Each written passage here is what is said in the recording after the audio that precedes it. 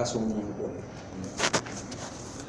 El caso del monopolio o oligopolios, cuando son dos empresas, en fin, muy pocas empresas que participan en el mercado.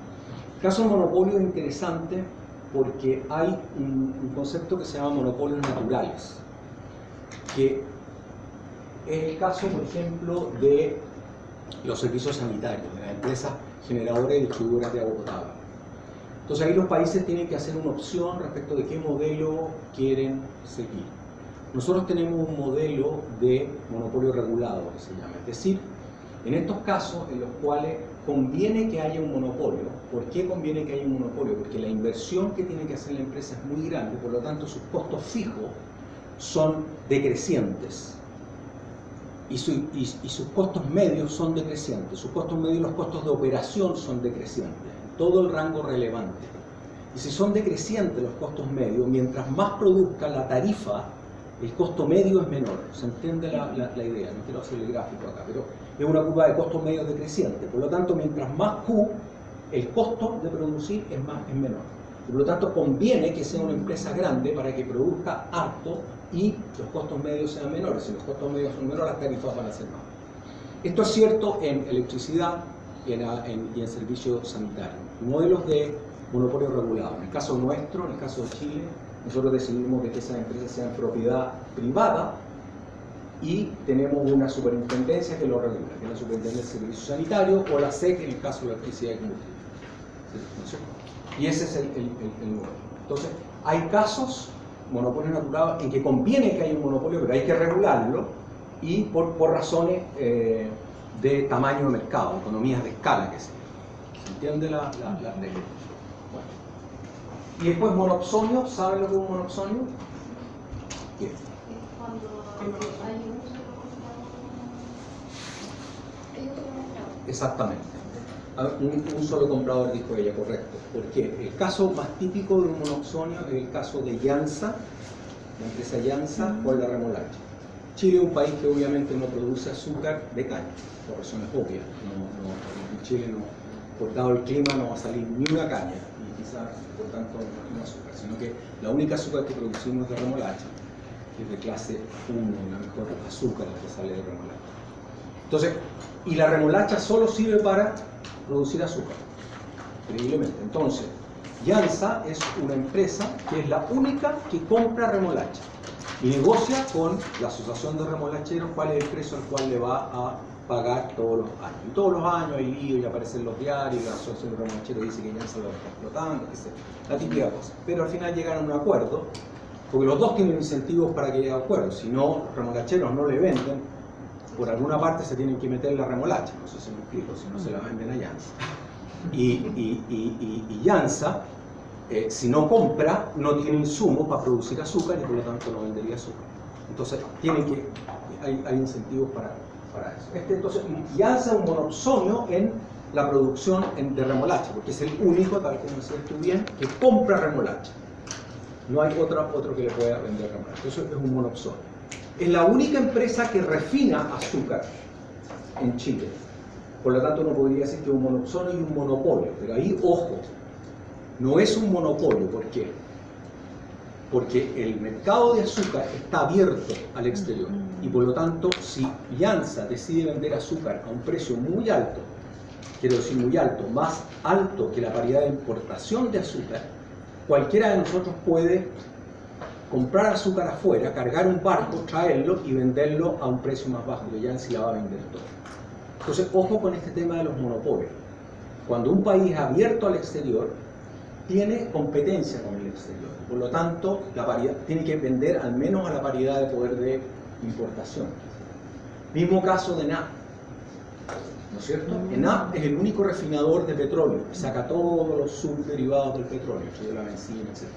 Pero no puede vender a cualquier precio la benzina o el producto. ¿Por qué? Porque si vende a un precio muy alto, más arriba de la paridad de importación, COPEC va a traer un barco de petróleo o de los productos refinados. ¿Se entiende la idea? Entonces vende a paridad de importación. Como todo lo importamos, el precio de todos los derivados del petróleo, entre ellos la benzina, está afecto al tipo de cambio. Por eso que cuando sube el tipo de cambio, el precio sube, a pesar de que tenemos un mecanismo que el EMCO, no me acuerdo cómo se llama, que trata de evitar las variaciones de precio en el corto plazo, la variabilidad del precio en el corto plazo. Hasta ahí el tema. Entonces, esas son fallas de mercado. Asimetría de información. Esto es muy interesante. En muchos mercados hay asimetrías de información. Y una falla de mercado. Un caso típico que me gusta poner es el caso de los alimentos. La pregunta es, ¿por qué los alimentos tienen una rotulación, que es el etiquetado nutricional obligatorio? ¿Se ha fijado que ese cuadrito que tienen, no están todos? Y ahora tienen sellos, alto en, etc. ¿Por qué? ¿Cuál es la razón por la cual hay? Bueno, la razón es porque hay asimetría de información. ¿Cuál es el tema? Que en un yogur o en un chocolate, el que realmente sabe de qué está hecho el chocolate y qué le puso el chocolate y cómo fabricó el chocolate es el productor. El consumidor no tiene idea, entonces hay asimetría de información.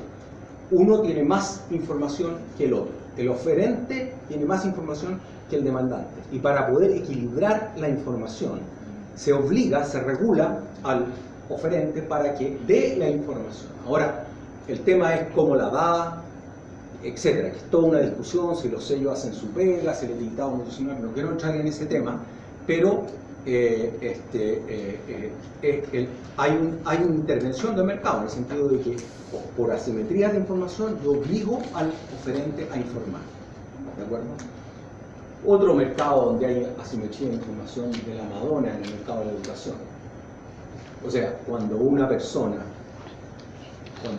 padre de familia va a matricular a un niño en kinder o en primero medio, en segundo medio, en un colegio municipalizado o particular subvencionado, no tiene en general la menor idea cuál es la calidad de educación que va a recibir ese niño.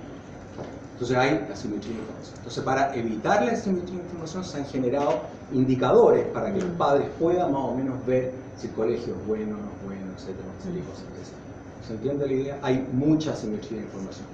Y de hecho, es una de las razones fundamentales por las cuales el Estado, ¿cómo se llama? Aparte de externalidades, que ya las vamos a ver, tiene que, o le conviene socialmente, proveer educación pública. Externalidades, que está acá. Bueno, externalidades es un caso típico. Bueno, hay externalidades en el caso del mercado de la educación. Es como si no hubiera educación pública y solo privada. Imagínense que estuviera regulado por el mercado, solamente por el mercado, y el Estado se retirara, habría puros colegios privados que estarían cobrando. La cantidad de niños que no tendrían la cantidad de recursos para entrar a eso sería, la tasa de analfabetismo en Chile sería altísima. Entonces hay un tema de externalidad, y eso con todos los efectos que tiene tener una fuerza de trabajo con menor capital humano, etcétera, etcétera. Entonces hay un tema, la razón por la cual el Estado provisiona o provee educaciones con externalidad. Lo mismo la salud. Imagínense que la salud fuera toda privada. Mucha gente se quedaría sin salud, con todos los problemas que eso genera. ¿Se entiende? Externalidad básicamente es un tema en el cual se genera una externalidad cuando el que provee el bien, por ejemplo, a ver, le voy a poner un ejemplo. Si hay una empresa por ejemplo, el caso de los cines negros en el Río de las Cruces en Valdivia, no sé si se acuerdan de ese tema, en que se le ocurrió colocar una planta de celulosa al lado del Río de las Cruces. El río, de repente empezaron a aparecer los cines muertos en el Río de las Cruces, los cines de cuello negro, y empezaron a ver por qué se están muriendo. Bueno, era porque la celulosa estaba botando residuos al río. Entonces, el tema era que esa celulosa estaba generando una externalidad negativa. ¿Por qué? Porque no estaba internalizando los costos sociales que estaba generando por verter residuos líquidos al río. ¿Se entiende la idea? No lo internaliza los costos, sino que los cines aparecían muertos, estaban afectando medioambientalmente un área que era declarada... ¿Cuánto? Santuario de la naturaleza, exactamente, gracias. Entonces ese es el tema, se fija, no internaliza. O el mismo caso de esta misma celulosa, si es que acaso hubieran habido pescadores que estaban siendo afectados porque los pescados podían aparecer muertos o contaminados y por lo tanto le afectaba su actividad. Entonces estaba generando una externalidad negativa sobre los pescadores porque no internalizaban sus costos ese daño que estaba generando, ese daño ambiental. Entonces hay que intervenir ese mercado.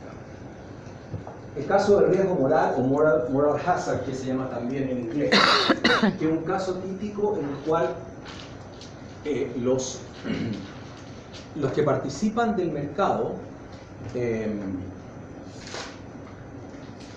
no tienen incentivo a tomar más riesgos de lo que es socialmente prudente. El caso más típico de esto es la crisis subprime del año 2008-2009. ¿Qué pasó ahí? Los bancos, que tenían poca regulación, empezaron a inventar o empaquetar papeles que eran tóxicos, como le llamaban.